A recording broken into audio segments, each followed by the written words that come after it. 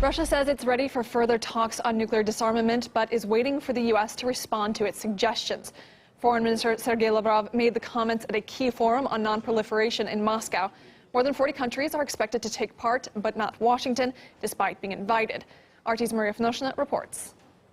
It seems that all the participants, all the speakers I heard, agree on the importance of a sincere and productive dialogue between the states in order to find common grounds, but they all confirm there is a lack of such discussion and they disagree on who is to blame for that. Russia points at America, saying that after withdrawing from the INF treaty, after rejecting Vladimir Putin's offer to suspend deployment of missiles in Europe, with the New START treaty that expires next February now in danger and following numerous violations of non-proliferation treaty, America's behavior threatens global security. Here's Sergei Lavrov, Russia's foreign minister, speaking about that. The problems surrounding the non-proliferation of weapons of mass destruction require special dialogue, and we are ready for it. However, when the main partner here, the United States, doesn't give us a comprehensible reaction to anything we suggest, it's hard to try and act alone. We constantly remind the US of our numerous suggestions, and they know it already, as well as other leading countries.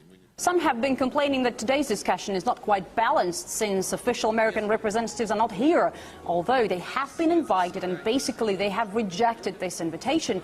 So I talked about America's role with UN High Representative.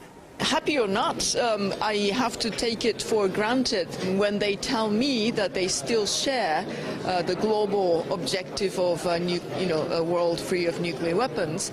I have to take it for granted. I think it's all very important that we keep our engagement with the United States, very much like I keep regular contact with the rest of the P5 in particular. China diplomat has also taken part in today's hot debates, and he was almost attacked with accusations that Beijing, an important player when we speak about global security, especially given that one of the biggest threats is coming from South Asia, rejects the dialogue with the US. China has never, let me repeat, China has never rejected the so-called meaningful dialogue with anybody.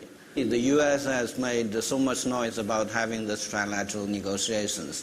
But let me make it clear, so far until now, the U.S. has never told us what exactly they want to talk about in this trilateral dialogue. Today's gathering here in Moscow is a very good chance for participants to prepare for next year's meeting to make it more productive and more effective.